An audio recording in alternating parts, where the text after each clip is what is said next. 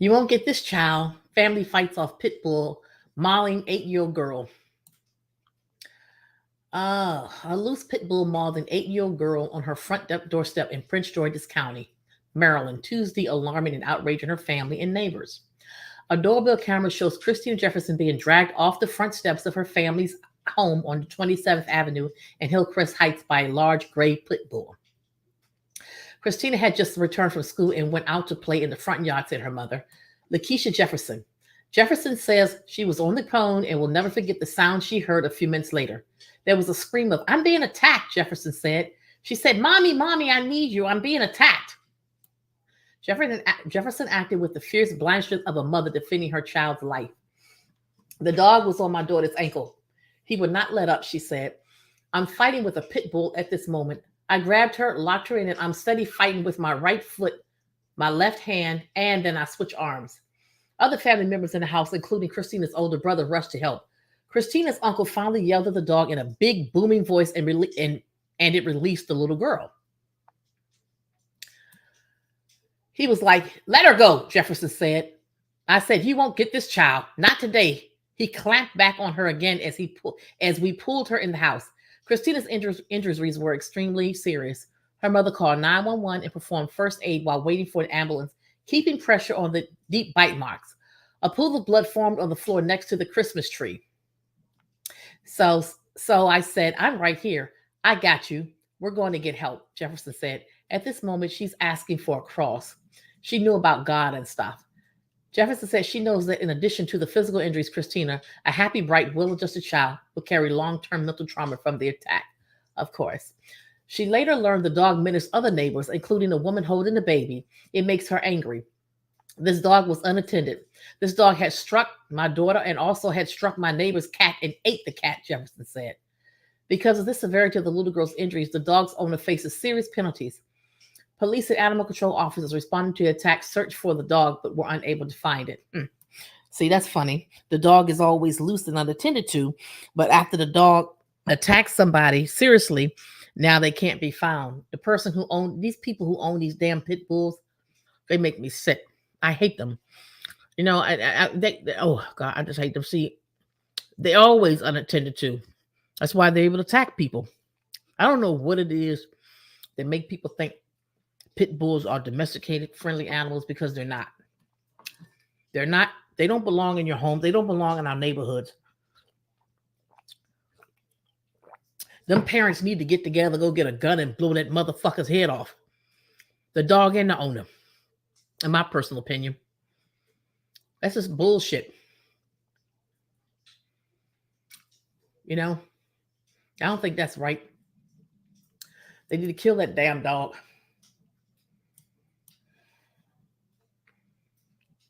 That's what they need to do.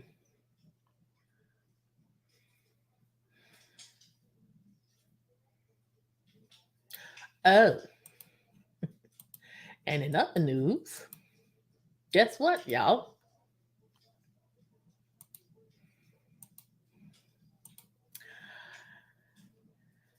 Biden.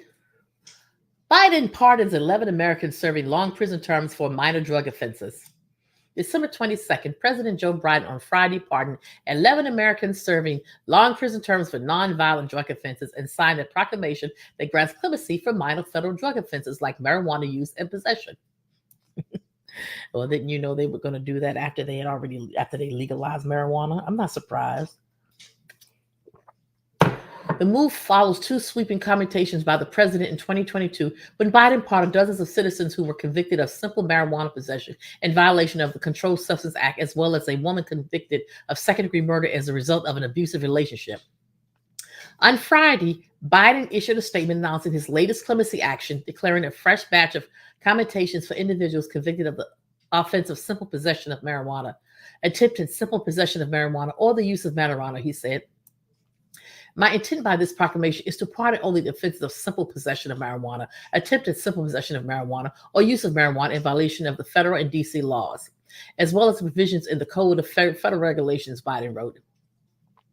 The move, Biden said, aimed to eliminate needless barriers to employment, housing, and educational opportunities by releasing individuals who have been incarcerated for minor drug crimes, often motivated by addiction.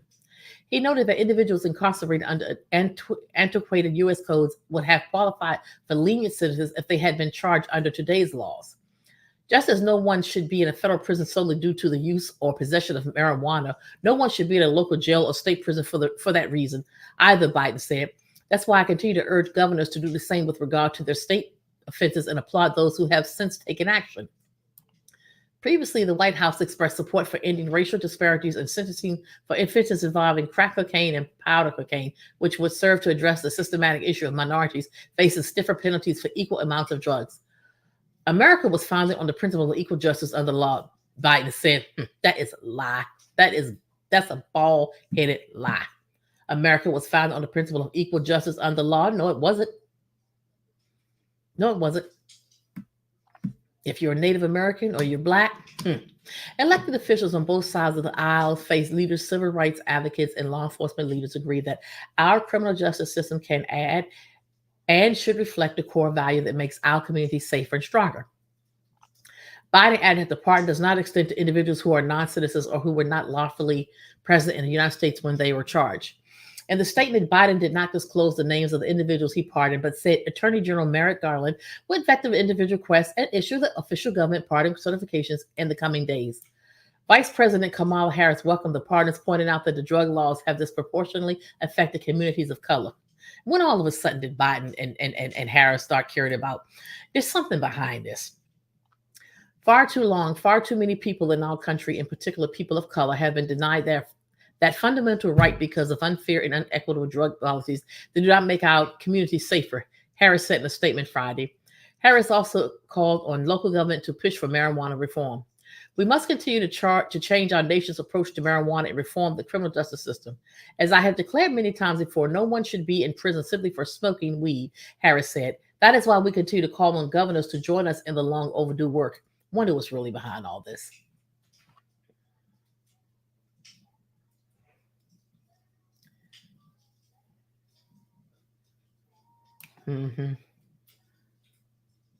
Yeah, whatever. I don't trust anything that they say. I just, they say Harris, when she was a prosecutor, was locking up black men left and right. And they say Joe Biden was the one who came up with the 3 strikes and you're out. So I don't understand what is all this really all about. We just have to be careful. Okay, so let's see. Let's go on to some more news.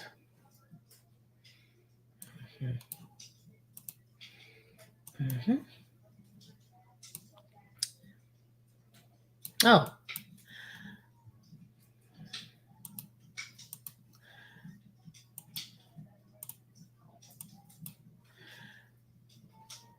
And in more news, what's driving DC's carjacking numbers? Experts suggest perceived lack of consequences. As a Detroit native, Air Force veteran, and occasionally rideshare driver, Princess Monyea have seen tough things in her life, but she said she didn't see it coming when a ride she gave to a group of teens last month turned into an attempted carjacking. I didn't even see the gun at first. I just heard him say, "Give me your keys, Ma," said Monyea, who picked up the teens in the DC for a ride to Fairmont Heights in late November. And I turned around like, "Are you kidding me? You're not really doing this."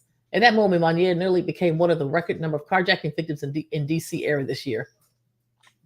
The latest data showed that while carjackings are on the pace to fall by nearly 10% in Fairfax County, Virginia, which has only seen a couple dozen carjackings in 2023, the crime is increasing in other parts of the DC region. Year-to-date data shows carjacking has jumped roughly 40% in Montgomery County, Maryland, with more than 100 recorded as of mid-December.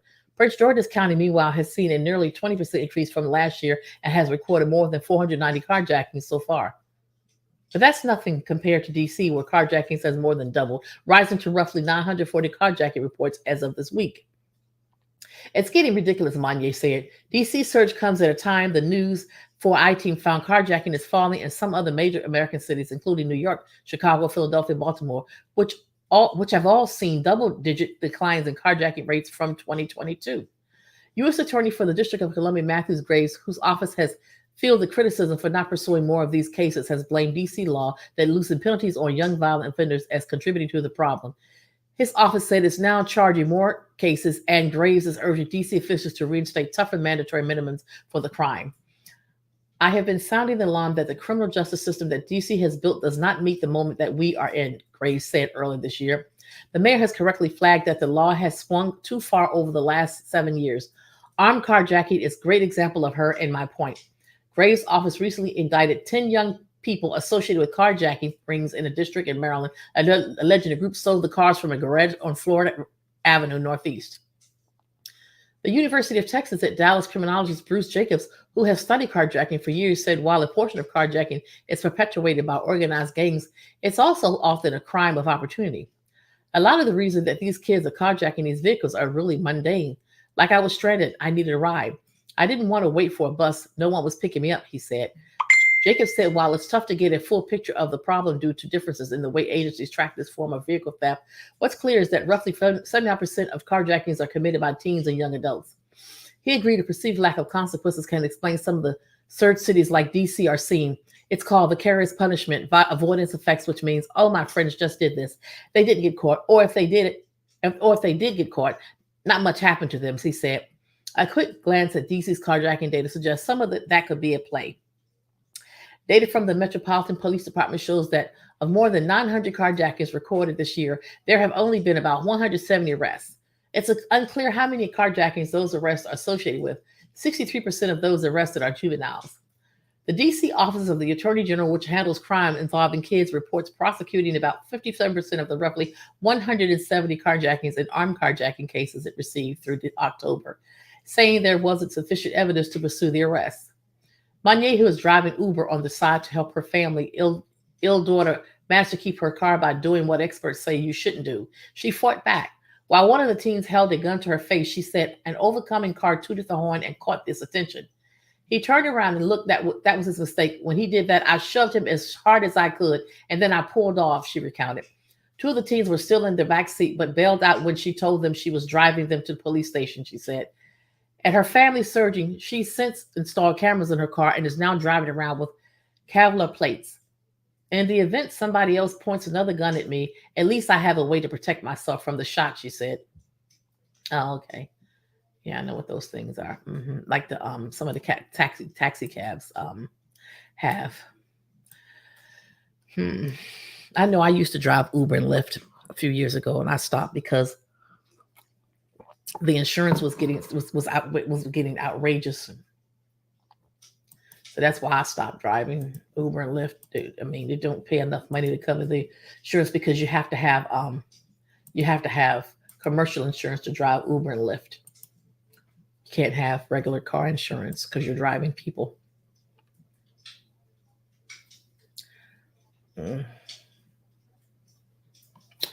So that's why I had to stop doing it.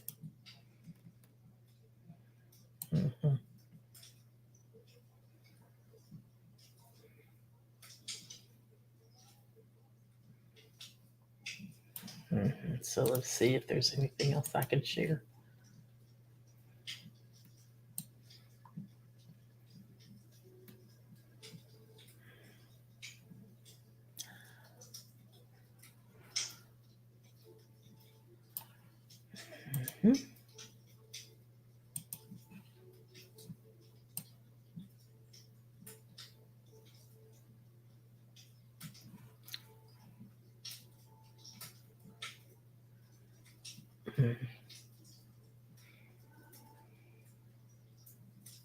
Oh, that's what I want to talk about. This is interesting right here.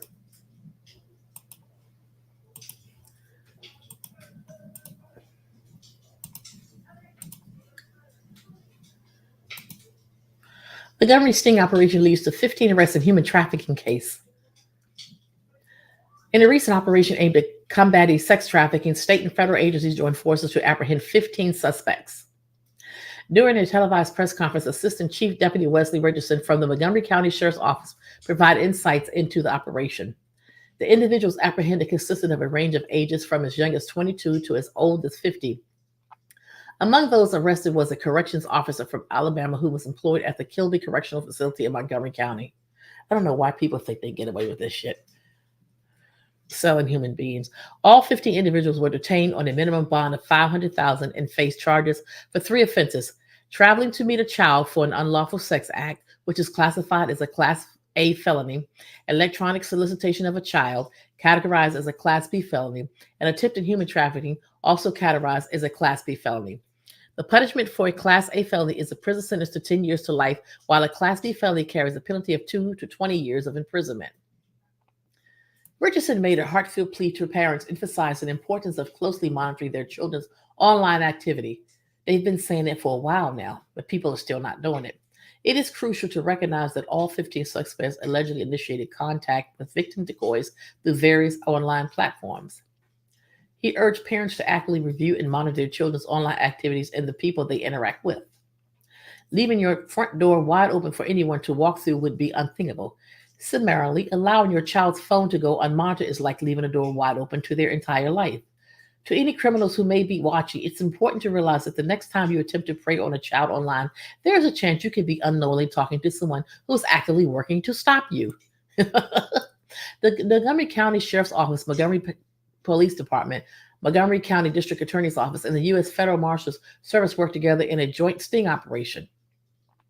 During the press conference, Daryl Bailey, the district attorney for Montgomery County, highlighted the months of planning that went into the joint operation, expressed satisfaction with its successful outcome. These law enforcement professionals standing behind we have made Montgomery a safer place for children, he said proudly. I had the privilege of personally witnessing the events unfold during this 2-day operation, and I have never felt a stronger sense of pride for the dedicated men and women of the Sheriff's Office, Police Department, and Marshal Service than I did during those 2 days. Covenant Rescue Group, a nonprofit organization established by ex-Navy SEAL Jared Hudson to fight against human trafficking, played a vital role in the operation. They provided investigators with specialized training and knowledge on how to effectively identify individuals who are targeting potential victims through online platforms. Covenant Rescue Group expressed their gratitude and acknowledged the remarkable success of one of their recent operations on their Facebook page. They extended their appreciation to all the dedicated individuals who contributed their hard work to guarantee a successful operation and ultimately safer Montgomery. Montgomery County Sheriff Derek Cunningham emphasized the ongoing nature of such operations. Although he refrained from providing specific details, he stressed the importance of law enforcement prioritizing the protection of those vulnerable residents in Alabama.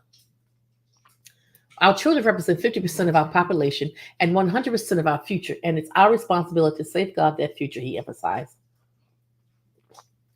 According to the latest annual human trafficking report from the U.S. Department of Justice, there has been an 84% increase in the number of individuals prosecuted for human trafficking in the United States from 2011 to 2020. This alarming rise highlights the growing issue of human trafficking in the country. In 2010, Alabama took a significant step in the fight against human trafficking by passing its inaugural anti-human trafficking law. This legislation categorized human trafficking as a Class A felony, emphasizing the severity of the crime. The subsequent year saw the approval of additional measures, including the establishment of physical human trafficking hotlines at various locations such as bus stops, hotels, and airports.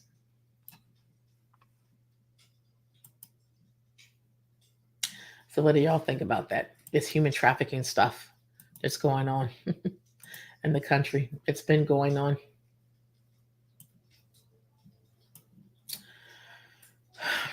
People just, that's what this country is built upon, though. And in other news, I want to talk about this as well.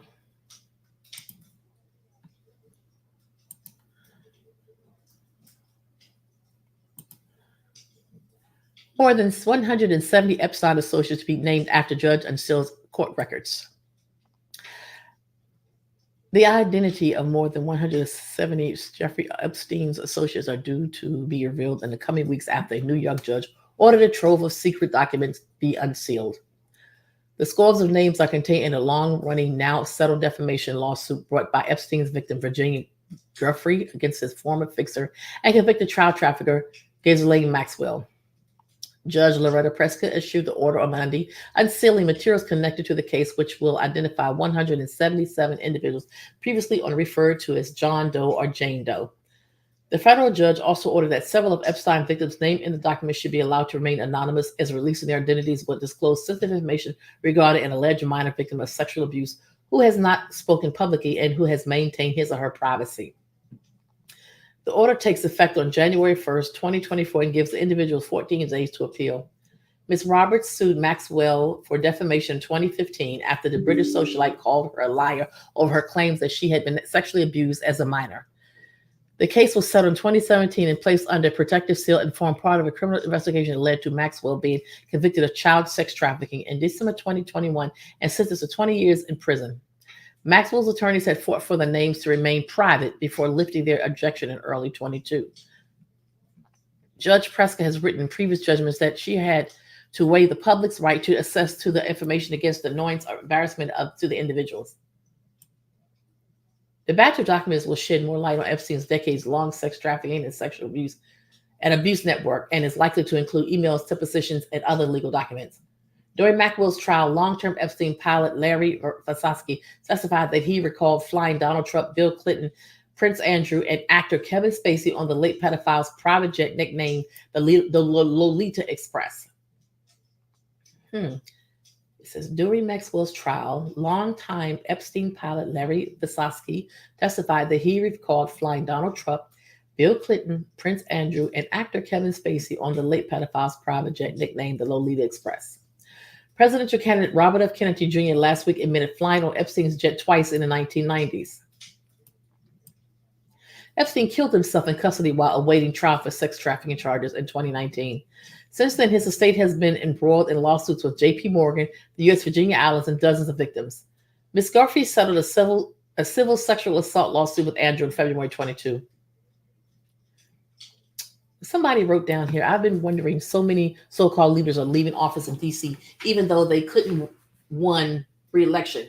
No way do they want to give up six figures, the opportunity to get to grift more from lobbyists, not to mention unlimited sick and personal days off. Too bad we can't label them as flight risks. They're sure to be on their way to countries with no expedition if their names are on that list. And someone else wrote down here, I don't believe Epstein committed suicide. I don't think so either. This runs contrary to the man's profile and lifestyle presented in the news. So my question is, who had enough power and the motive to silence him while incarcerated? His death is incredibly special. I don't believe Epstein killed himself either. I believe that Epstein was murdered. I believe that Epstein was murdered, I believe that he may be living somewhere, hiding out in the public and stuff, but I don't believe that he committed suicide. I don't believe that. I really don't believe that at all. I believe the man was murdered. What do y'all believe? That's what I believe. I believe he was murdered, but I don't believe he committed suicide while he was in prison. I don't believe that at all. Oh, and there's another one.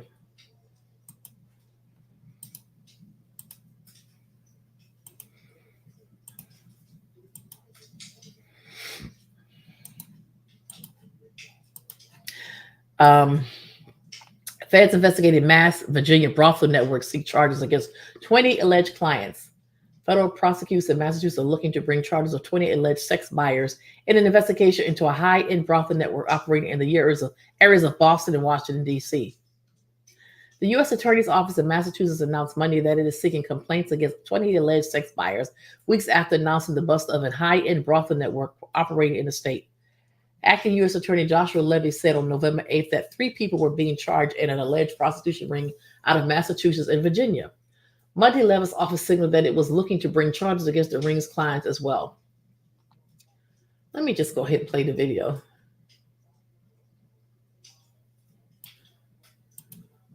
Our biggest competitors going back to feeding their chickens antibiotics before they're even sick. You can't solve your problems by throwing antibiotics at them. At Purdue, we promise to stay no antibiotics ever.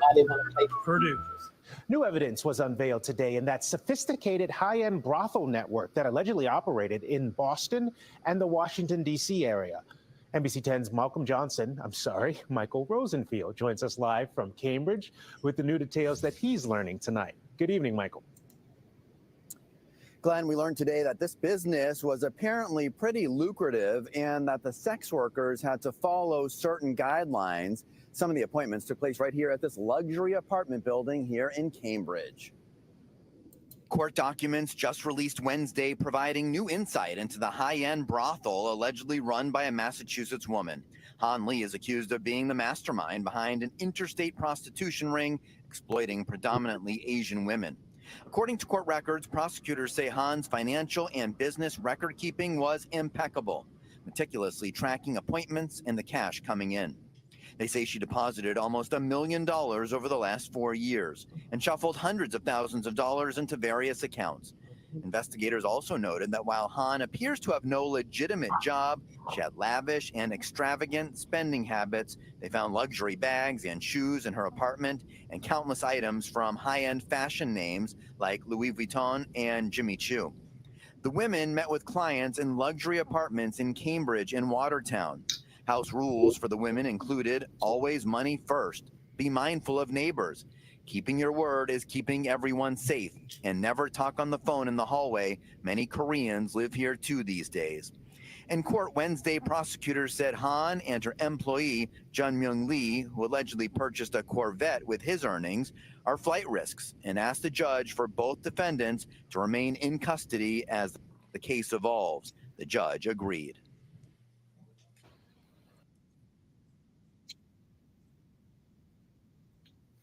So I just want to know what y'all thought about all this human trafficking and stuff is going on. I mean, they may have been willing participants, but whatever.